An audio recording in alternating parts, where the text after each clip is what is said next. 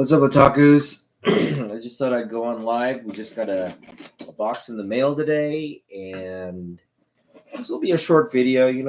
I put out a pretty long video last night. I think it was a 2-hour video going over our haul from Canada. We went to West Coast Comic Con up in Vancouver, British Columbia, over the weekend, and man, did we pick up a bunch of good stuff.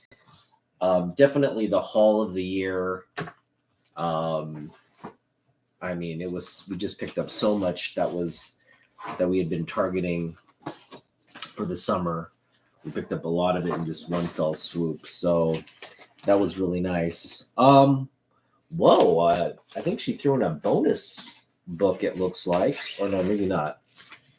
It's just bubble wrap. All right, so yeah, we got a couple books. And she just added bubble mailers to the thing. This seller was very communicative. She gave me a good deal. And I anticipate I'm going to give her a good review and rating off of eBay.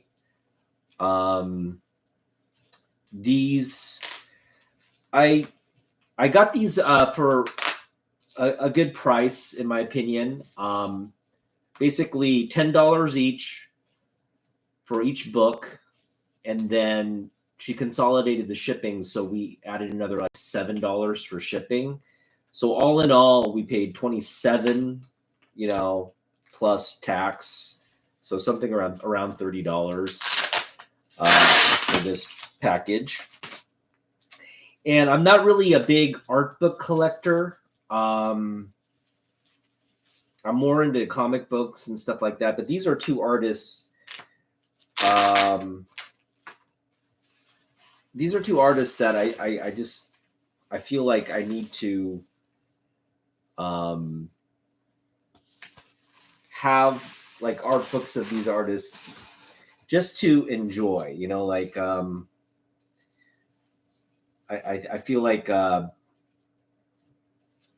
these are two of my favorite artists, and we're going to talk about one in particular,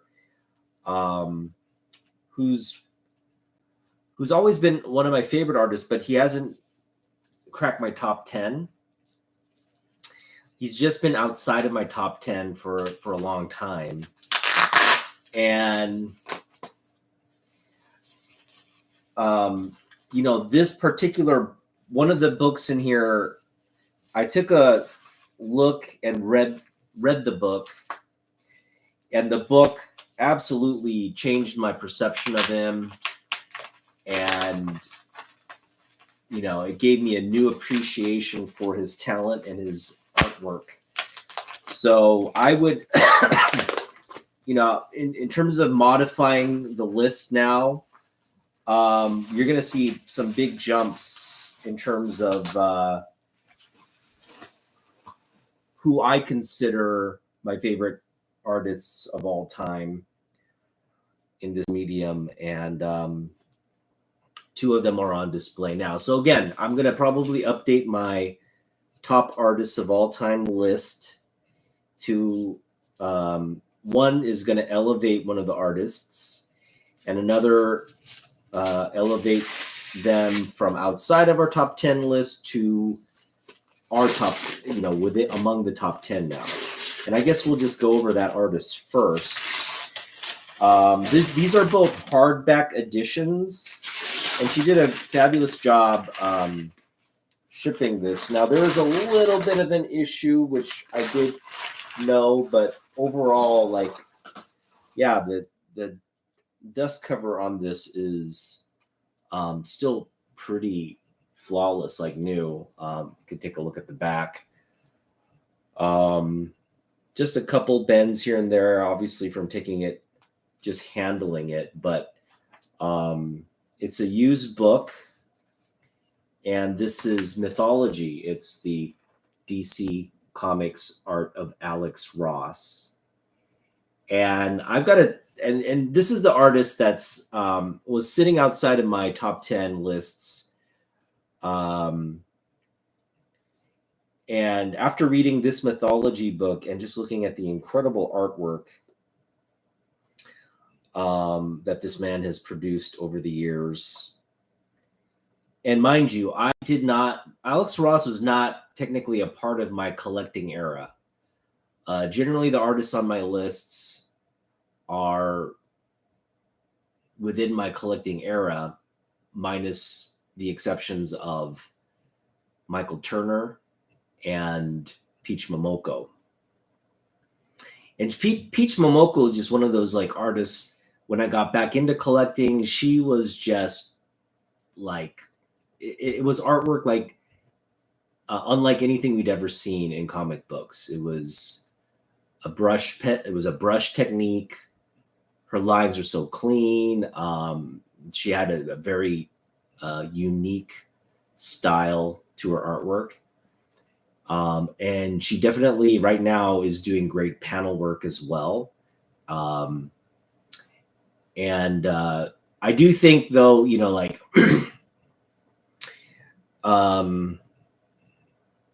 there is, now that I look at her artwork, there is a little bit of a manga influence there. I think she's, you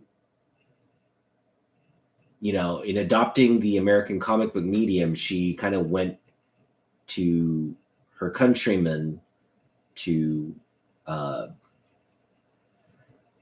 guess, you know, she was influenced by the people, the names she probably grew up reading and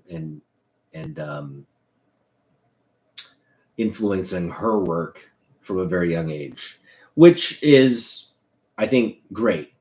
I think initially when she was doing comic book artwork, she was just kind of doing it her own style. But what I've noticed now is that style is becoming more and more like what you would traditionally see in manga, but she's doing it in her take of what manga is, and it still translates as something outside of the American comic book medium. So I've been kind of disappointed by that path. I wish she had kind of stayed on her path of like American comic book style versus manga style, but she kind of is leaning more. And I think she understands, like, she's Japanese, and obviously manga, you know, American comic book artwork is a dime a dozen in this industry, but for her to add manga elements, that's what her audience or maybe her market desires from her. So whatever her reasoning is, I don't fault her for kind of pigeonholing herself into that like manga style of artist. She's still a brilliant, amazing artist. But I do feel like she's kind of caved into what people's expectation of her artwork should be. And she's become a little bit more traditional, a little bit more, you see the influences, the manga influences on her work today. Again, I would have preferred to see what she did in Heavy Metal. I would have preferred to see that come to the fore more, like just adopting what she was doing in Heavy Metal with the vibrant colors. But now everything's kind of muted and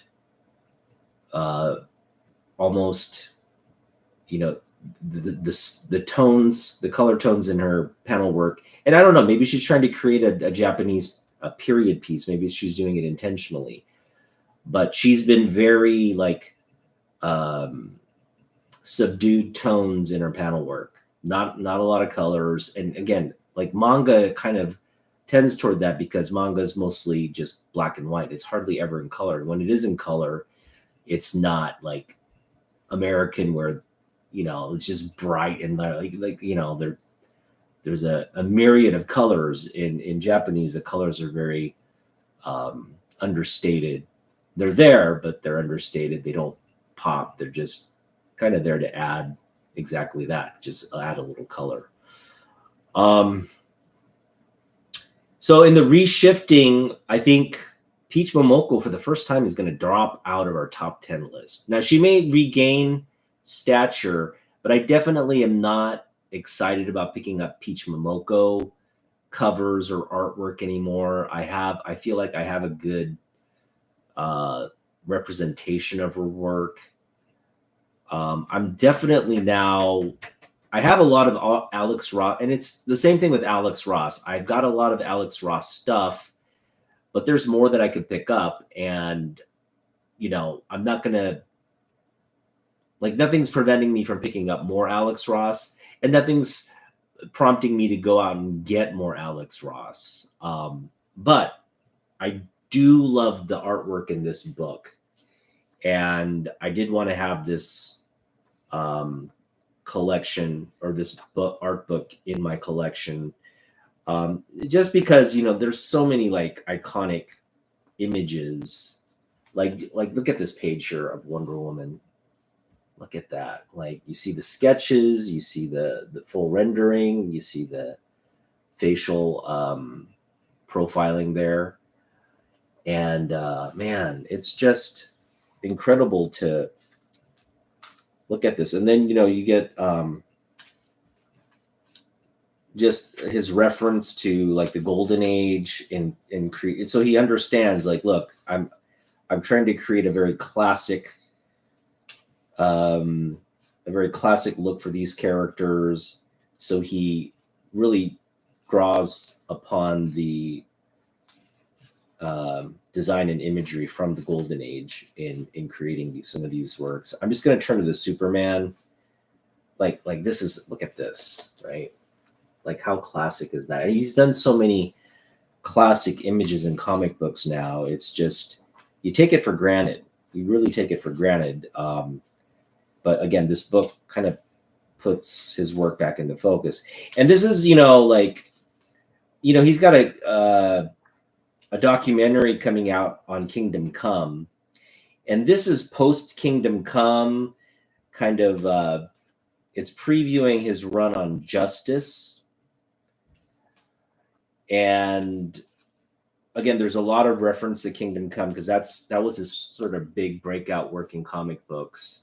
It's what propelled him to the forefront of the artists in the industry. And yeah, when you put out work like this, you're not only showcasing your immense talent, you're raising the bar. I mean, you're raising the bar on comic book art when you're putting out stuff like this. So it almost feels like, you know, that we should be enjoying Alex Ross in the context of an art museum, rather than, you know, like the pages of a comic book. So yeah, I mean, the only issue I have with this is like trying to keep this pristine, in pristine condition, but I also want to enjoy the book. I want to open it up, read it. So it's not absolutely vital that I keep this in, you know, near mint condition or whatever. This book is obviously just meant to be enjoyed, even though it's a first edition hardcover. I've already read the book, but from time to time, when I want to just be reminded of how great an artist Alex Ross is, and just enjoying his artwork without having to pull out the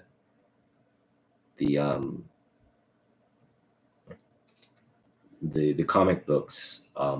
Look at how he achieves the front cover of this book. He gets a guy to model in front of a light, and he captures the shading of the light, and sort of finds the balance between the shades that bring out the facial, you know, all the fine lines of an aged individual. And then that's what you get right here. You see all the fine lines there, the perfect balance of like light and shade that bring out the fine details in the facial features. So again, an artist who truly understands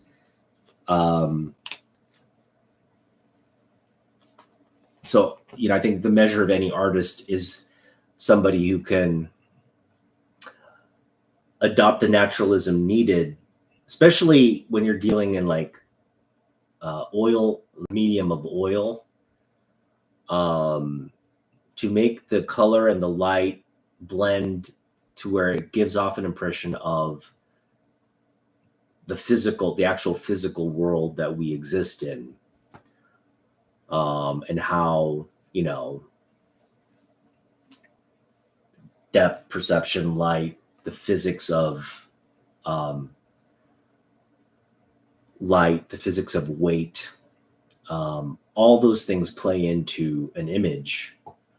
And the true masters are the ones that instinctually kind of understand it, and it's natural to them. The others, everybody else has to kind of work at it. But obviously Alex Ross is he understands it, but he also, in this case, he had to have, like, he liked to have a reference, right, for this cover. He went to all this effort to get the right balance, and then he used that reference to create his artwork. So, again, as long as you're cognizant of it and you're very focused on that, getting to the end point is more important than how you get there. But beautiful, beautiful artwork. And of course, the other master, and this guy is just elevated on our list.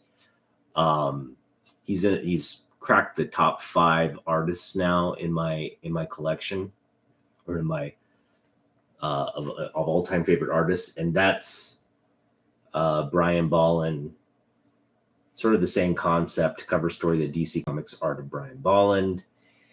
And who better to don the cover of this art book than, his most famous work, The Killing Joke. You've got this great Joker taking pictures, looking like a tourist there. This is the other artist that I think,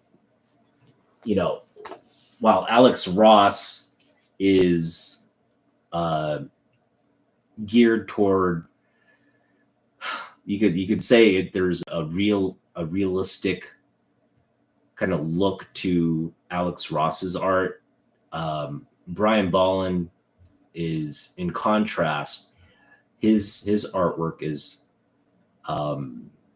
purely in that comic book medium, right? It's a lot of like the comic techniques of hatching and creating the lines and creating the depth through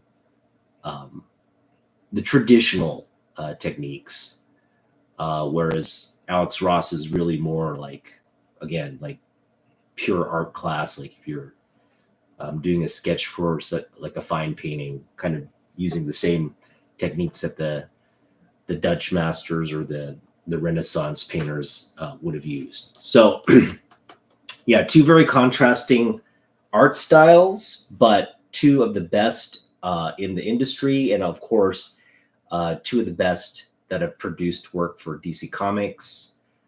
And these 2 artists are, now are 2 of my, within the top 10.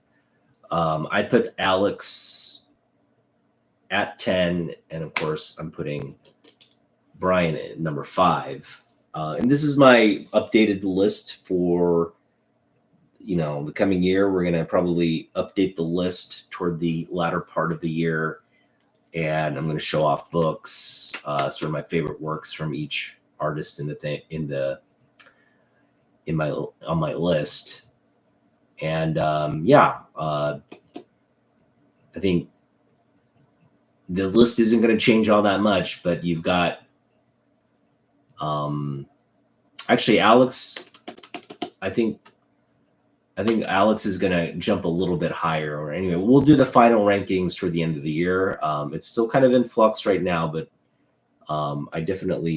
these 2 artists are definitely on the list. And that's it. We just want to do a quick unboxing, show off the books. Again, this Brian Bolland book is still wrapped, so it's just brand new. And I don't know if I'm going to open them. I'm probably going to keep it on wraps. But this mythology book, when I saw the artwork in the book, I got the soft cover, and it was just unsatisfying to have it in a soft cover. I felt like having this as a real art book, like a coffee table art book where I could just open it and just turn to any page and just be mesmerized by the process and the final results of all these like characters that I love. Like look at this plot. Look at that splash page right there. Oh man, that is just, it's unreal. It is unreal. It's like a photograph. I mean, it just, it has such a photographic realism to it. So anyway, that's that. And we've been, what's up, Miss So? Thank you. Yeah. I've been really blessed with the trip to Canada. And obviously these are just books that I kind of just like was thinking, comic books are great, but I think just having a collection of their artwork, not having to dig and pull out, covers and all this stuff just to enjoy their artwork, but just have a book where it's all kind of, because what prompted this was I read a DC.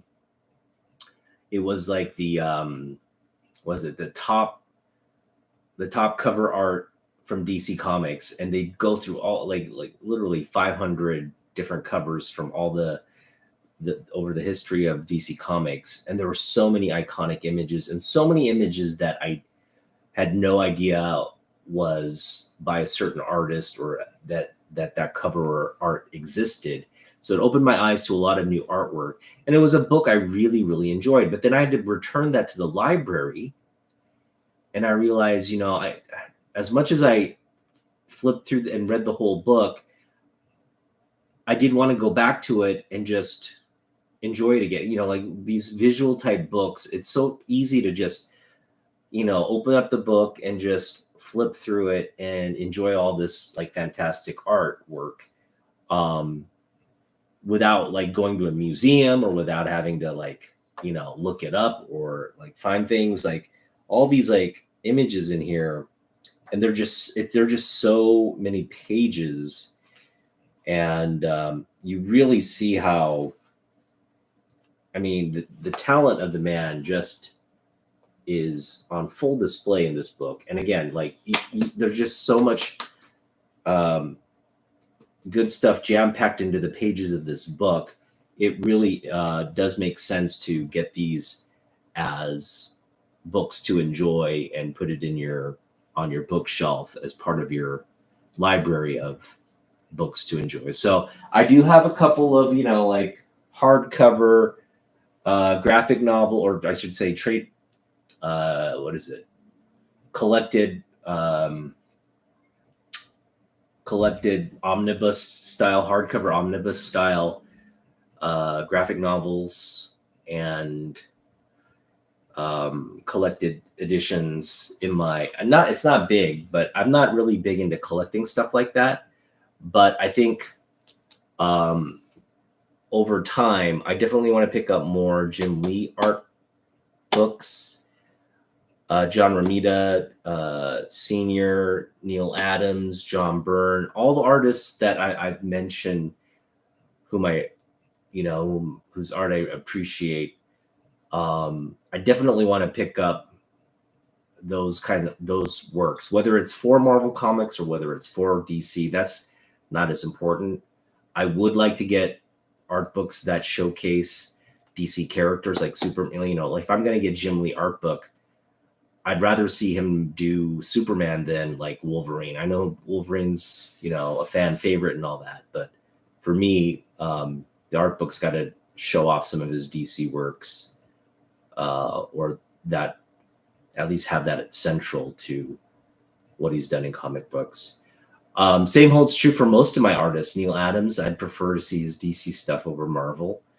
Romita Sr. is the only guy where you could just really say he's kind of married to Marvel at the hip. So it's not like he ever did Superman. He would have probably done a great Superman, but it's not like he ever actively worked on Superman. But for all the other artists like Michael Turner, John Byrne, Silvestri's never worked on Superman. Mike Zeck's never worked on Superman. These are all like guys in my. George Perez has done Superman. He's a DC guy through and through. So like if I can over time, I'm not going to go out and get all these art books right away. But again, if I find them used at a bookstore or something, or if I find it online for a really good price, something just to kind of keep on my radar and get when there's an opportunity. So Ross is fire. Yeah, I agree. Again, I think I underappreciated Ross for a long time, and then I read this book and read a little bit about his background, and his again, his connection with comic books is what got him into art. And his mother is also an artist, so obviously there's a little bit of influence there, because his mother was a renowned commercial graphic artist, and obviously probably influenced him to pursue his passions and creativity, and encouraged obviously the comic book reading and creating stuff from the comic books. And that literally formed his identity. Like, I am going to work in the comic book industry. I have all this talent, and I have this legacy from my mother.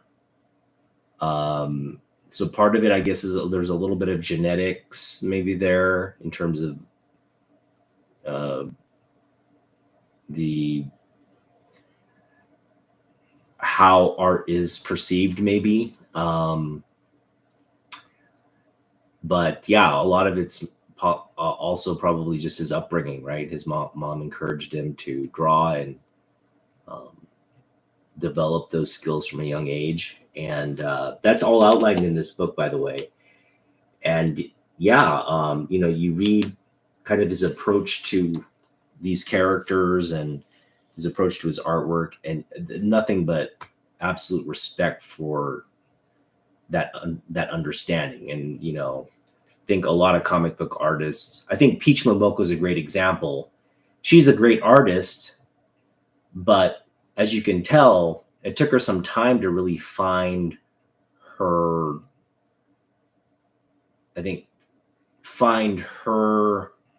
comfort level and her identity in this medium. And I still don't think it's her. I still think she's like catering her style to what she thinks the market or the industry expects of her. And she also probably is like learning this medium and she already knows, like, hey, this is manga. American comic books is manga, but I'm gonna, honor my countrymen. I'm gonna honor our medium by bringing that sensibility to American comic books. And I think that's natural for her. It's natural for her to just lean on what she's read and what she's been influenced by her entire life. That's fine.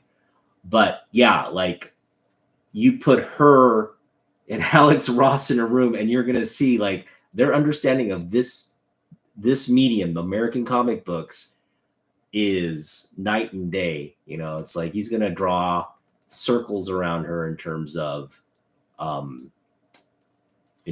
the understanding characters, understanding how to take script and really like give us an image that tells a deeper story, you know, like case in point, like I showed you that cityscape, right? Some of these cityscapes for Batman, right? Look at the shading. I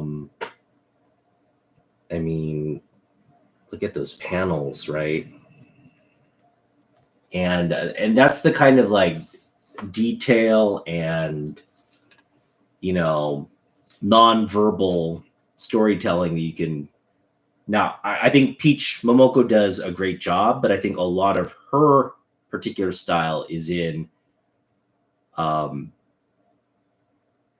in the like detail, but just in the movement and the sort of the minimalism of the panel. Like, you know, she's just going to draw the figure, maybe some words, and just like show motion through, you know, there's a little bit of onomatopoeia in her manga. She does put like what you see, the Japanese like sound effects to show you through sound, through like, you know, phonetic sound, what is happening. Like it would be the equivalent of like a boom, but she does that in like, if you look at her panel, she's doing it in Japanese language, but it's an American comic book. So those kinds of things, they're very different. And I think most people would agree. Most people agree like a more detailed approach to comic books is probably better for the medium than a minimalist approach to comic books. And I appreciate both artists, but like if you're going to talk about master and, you know, student, or mentor and mentee, I mean, like, yeah, hopefully Peach gets there. Hopefully Peach will kind of, you know, look at what's, you know, eventually, like, she doesn't want to get pigeonholed into being a one-trick pony, you know, like a one-trick pony. And I think every artist, that there's an evolution that happens for every artist, right? You always are going to challenge yourself to be more like, you see it in George Perez's work. George Perez, his early stuff versus his like prime, when he's doing his prime work, and he's just pouring in the hours and the detail and the just like you see that evolution. You see like, okay, yeah, this is absolutely like genius, right? And of course he's not doing it alone, he's working with a team, and it's a thing of beauty. But you know, Alex and Peach are examples of two comic book artists who can work alone and who probably do their best work when they're working alone. Not so the case for a guy like Jim Lee. John Byrne has proven he can do his best work by himself without any. So there are, you know, in terms of talented people, there are people who go it alone and can do it alone. Peach, Alex, John Byrne, these are some of those examples. But traditionally, comic book medium is a collaborative effort, right? A person, you know, really the penciler is responsible for framing everything, and then leaning on his colorist and his inker to add all the fine details and tell the story through the initial design of the panel, right? Like you're taking sort of a rough sketch, literally a rough sketch, and making it come to life. And so, yeah, if you're talented enough to do all of that by yourself, like these great artists are, right, Ballin, then yeah, you're kind of in a league and class of your own. Now, a lot of artists can do that, but some artists, when they work in a team, their best stuff comes out. And I think not every artist does their best work by themselves. Some artists, they do their best work when they're working in a collaborative environment. but yeah, not one. I don't consider one better than the other, but I do consider one more efficient than the other. But maybe not, you know, yeah, I don't think anybody could really. You can take an Alex Ross sketch and it just would not work for a lot of inkers. You just could not get this result. So it's like in that sense, and the same for Peach Momoko. Peach Momoko is going to work in the medium that it's going to, there's no like drawing it. Well, I mean, I think she does do it some preliminary sketches, but she's like drawing it, and that's what's going in the comic book. So there's an efficiency to that process.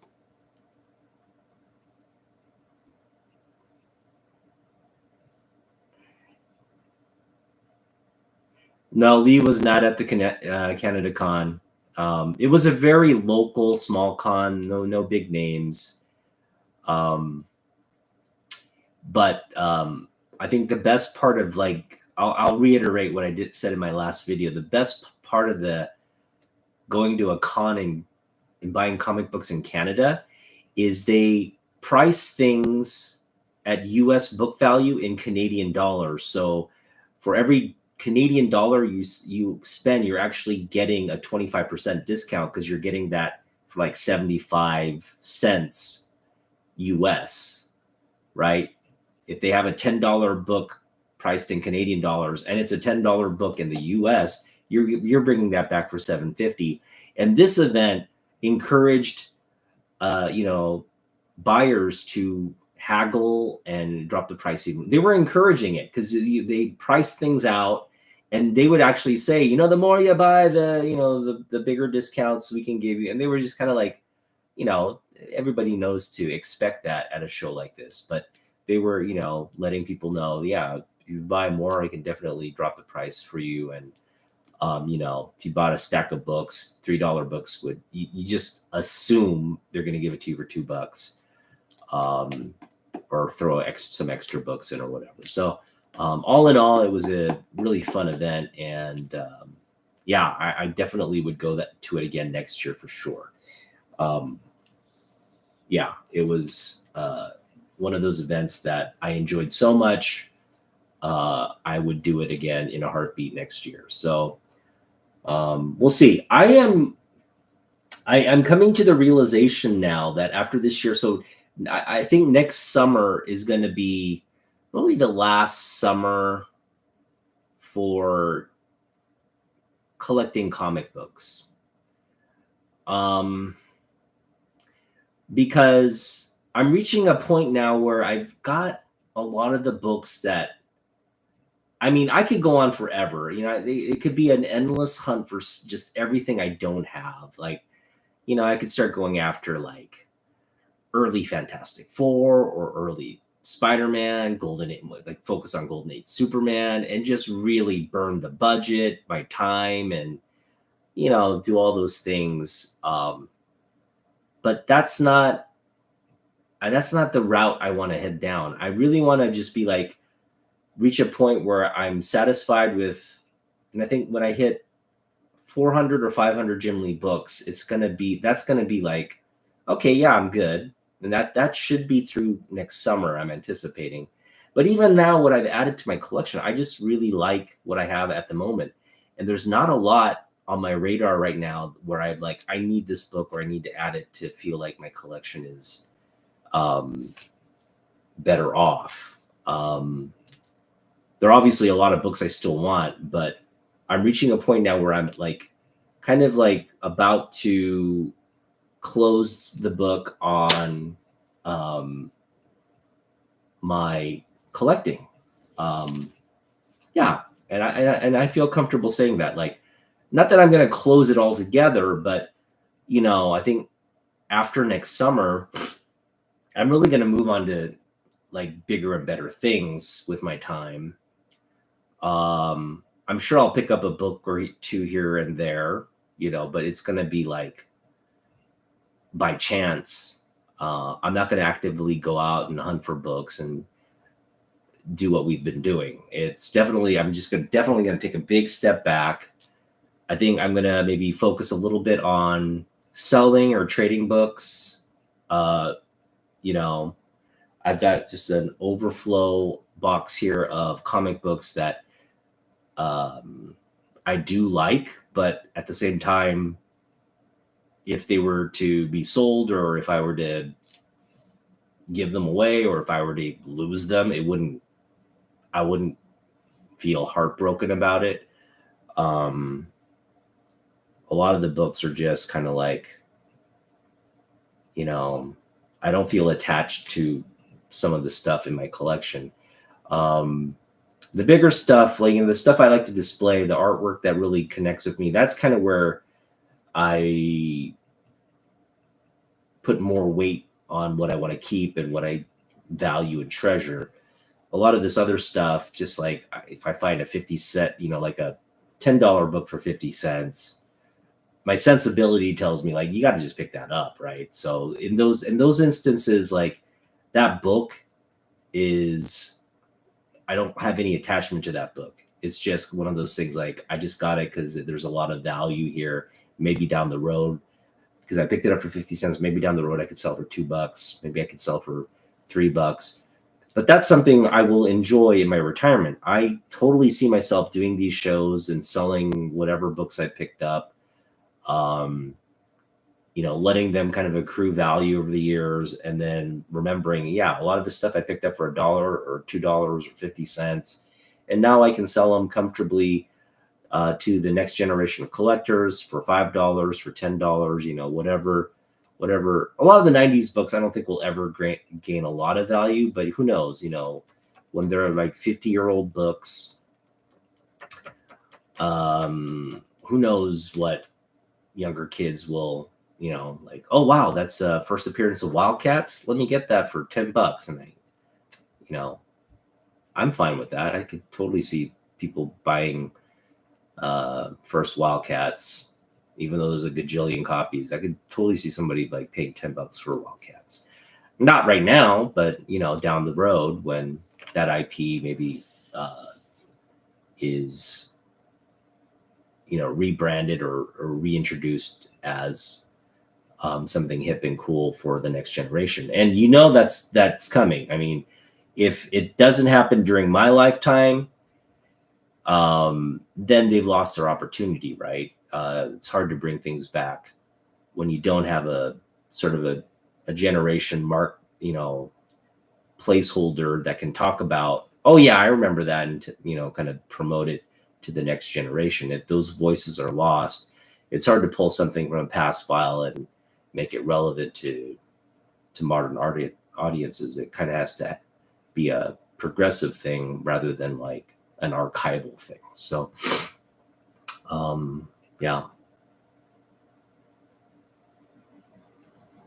I will. I'm gonna catch up on. Yeah, I'm not gonna quit. It's not something where I'm like, oh man, I'm so frustrated with the collecting. I gotta leave, and I'm never gonna pick up another book. And it's literally a budget, time focus, time management, and space issue.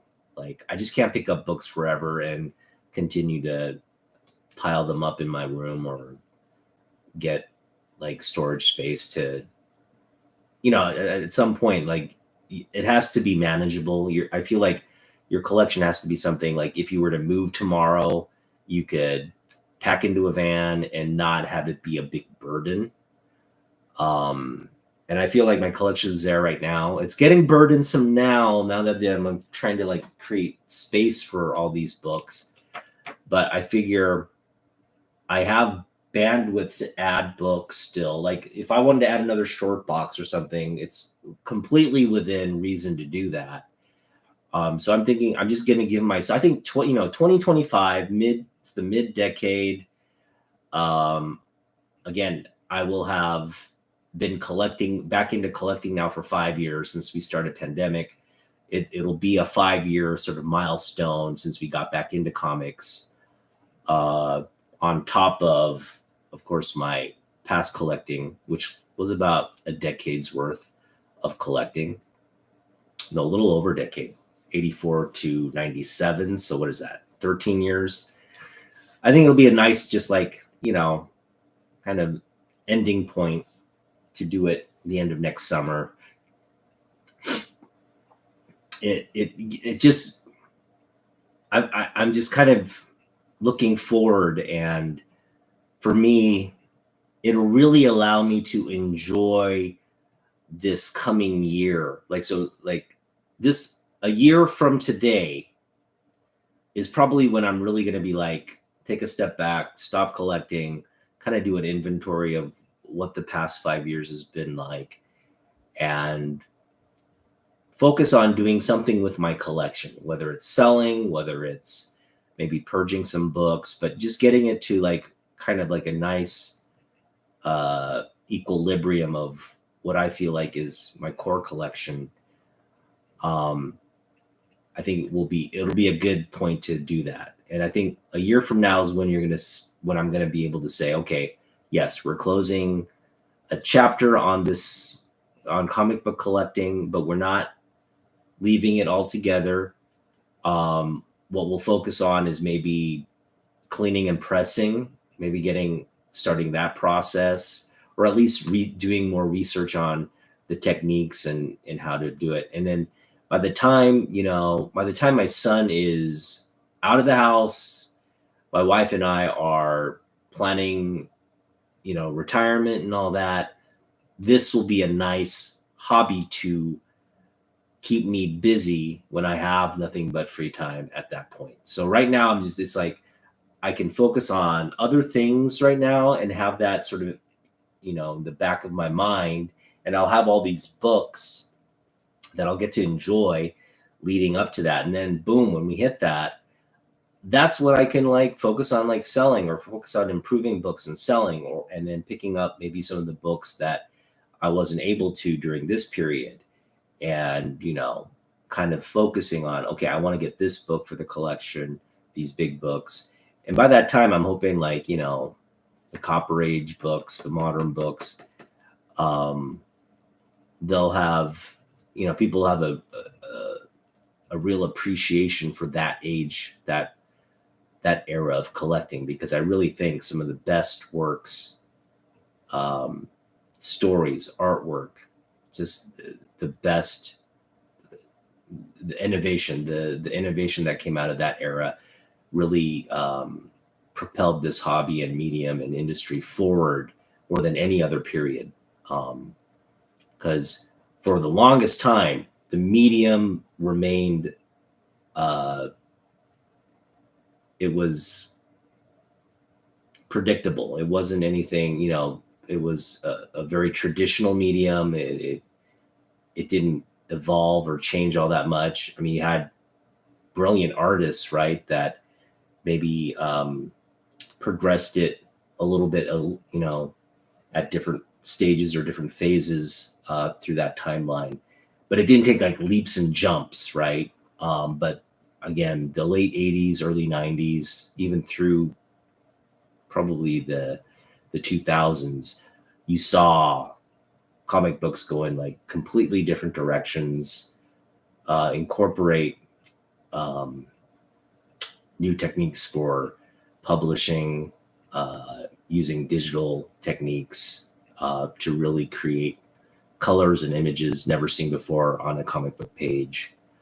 So, I mean, yeah, in a very short amount of time, there was just so much that evolved in the medium. And then today, the comic books of today are what I think where we've landed now. Maybe we'll see another sort of innovative push to, but comic books, as great as they are, they're not going to change all that much. I think it's going to continue to remain. Now, maybe they'll evolve to be more like manga, like larger volume. And we're already seeing that. You're seeing like more manga style serials where they're a little longer. You've got trade paperback formats, and they're coming out with serials of that as well. That's something I would welcome. It's not terribly different. You're just giving fans more in a shortened time frame or lead time. There's nothing wrong with that, but I think the this medium, the what is it, the 32 pages or 26 pages of like reading material that are stapled together, and you put a cover on it and you sell it on a monthly or bi-monthly serial format. That that is going to be the trademark of the medium for many, many, many years to come. I don't think comic books are ever going to die out. Even with all the AI technology, even with all the addiction to our phones and social media and the digital age, all of that, even given all of that, that tangible benefit of opening up the pages of a book, reading, letting your eyes go from page to page, the physical turning of the page, and that connection and engagement you have with that medium, there's nothing like it. There's no, I know a lot of kids are reading digital comic. That's not the way to read a comic book. Looking at a screen and flipping through you can do it. I just think that's not the experience that's going to get you the most pleasurable experience from that comic book. A digital version is so different, and that's why I got these books. To be honest, like it's just, I could probably get these images and look at them on a computer screen or on my book, but there's just something about, oh my gosh, this is just, I got to show this image. There's just something about like opening up a book and just looking at the pages, like, yeah, I mean, look at that artwork. Oh my goodness. It's absolutely beautiful.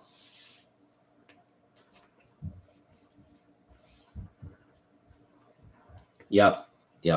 It really is one of those things in life where, we I think analog is going to make, I think there's something to be said about the analog process. And like there's something about existing in a real world space and using your senses to enjoy something. And books, obviously there's no audio in a book. There are things, but there's something, satisfying about, opening it up, visually seeing it, and then obviously when you're reading it, also you're just getting that the mental stimulation. Now you can do that with a digital. I'm not saying digital books are completely irrelevant. Some people prefer that medium, but it's definitely a different, like it just feels like, when you listen to vinyl versus like listening to MP3, right? There's just a different quality to it. The fact that you have to get a record out, physically put it on a turntable, and there's that like little scratchy, that the scratches, the record's going, and then it starts, playing the music. And there's just something more enjoyable about that kind of sound system versus headphones on, it's just a different experience. Now, both are great experiences, but they're different, so like, think it's good to maybe try out both. And then obviously some people are just going to like prefer the convenience of doing things digitally versus doing things, that involve a few more steps and that, you know, I think the slower process makes you appreciate the process a little bit more. I've always enjoyed books over reading stuff on a screen. That's just it's the way I was educated. I can't speak for today's generation because obviously today's generation has a very different, they've always grown up with technology and they have a comfort level with it that previous generations, like myself, didn't really take advantage of, or didn't have access to it, I should say. Today's kids have access to. There we go. We just found space for our books. Let's see here. I feel like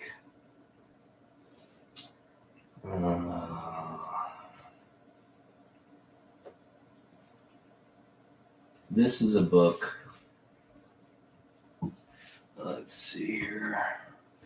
I can put this book down here. I've got another book shelf down here. I do want to keep my comic books up on that shelf. Just give me a minute. Put that book down there. And put these ones maybe up here. Just on the top. It's not good. I'll put them right over here. Now that should work. There we go. Put them right there for now. They'll fit in there. There we go. Batman, Knight's End, and Before Watchmen. That's what those books are. All right. Well, I gotta make some dinner now and get ready for bed and all that. Another reminder: we are getting a big book either on Thursday or Friday. And if it's Friday, then I'll probably hit up another shop. I'm not going to hit up Mill Geek. I'm not looking for volume. I am looking for a couple of the issues that I wasn't able to pick up because I wanted to save for the Canada show. I am definitely good night, Naso. Thanks for popping in. Appreciate you. I am probably gonna hit up some shops and pick up those just like issues that I had to leave there because again, like I was saving and hopefully wanting to pick it up, cheaper or down the road. But those books are definitely like top of mind right now. So there's just like 3 or 4 that down south that I'm just gonna probably hit up again and pick up. But it's not going to be a big haul. It's going to just be a few books. And if we get that big delivery package on Friday, we'll kind of do one big Friday typical haul. But after this week, it's going to be officially sort of the end of summer pickups or the summer haul for 2024. I'll allow my 2 paychecks to come in that I'm still expecting. And we'll just sit on that budget. I do want to kind of hit up the Canada show in October, but that's still it's still up in the air because my wife basically has to like approve it. Like she has to be like, yeah, you can go up that weekend. I haven't she's in Japan, so I don't want to bog her down with like, oh, what are we doing October, blah, blah, blah. I want to let her get back, settle in, and then mention it to her, hey, there's a show in Canada. If you're going to be doing something with your friends, can I just head up, do a day trip and come back down? We'll see. But yeah, that's what I'm hoping to do. And then of course, take the rest of that comic book budget, which will be about $300 to $400, right, of our final summer money.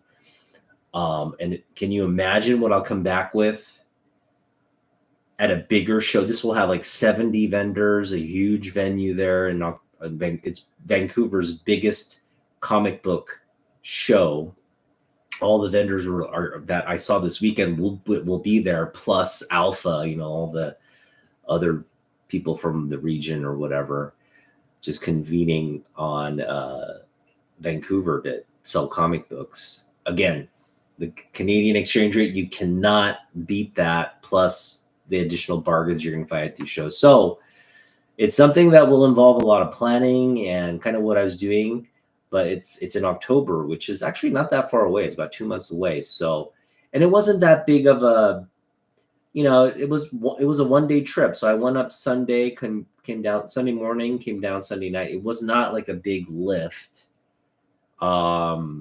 It felt very, like I was obviously tired and kind of sore from walking around all day and then driving all day. But yeah, in 2 months' time, I will feel energized to do it all over again. So that's kind of like a loose plan right now. I'll give you updates on that, but definitely looking forward to that because I think picking up books in that manner is just an efficient way to do it. Especially on some of the deals we got for some of the books. I mean, $50 for first print Canadian newsstand Transformers 1 is ridiculous. Like that. I mean, it's high grade. It's like a VF copy, it's a VF copy. That's just ridiculous. You just don't. I mean, getting it for 75 Canadian is getting like if I were to get that for 75 US, that would have been a great deal. But then you put that Canadian exchange rate spin on it, and it's now $50, right? So it's like, yeah, that's the kind of stuff like we're hoping to do more of when we go back there in October. All right. Thanks for hanging out with me. Join me on Friday. Again, I'm going to basically unbox the biggest book of my collection. The biggest book of my collection instantly becomes my favorite book in the collection, biggest book. And again, if you're curious what that will be, tune in on Friday or Thursday, whenever I go live, and we'll see you then. All right. Have a good evening. See you on the next one. Bye-bye.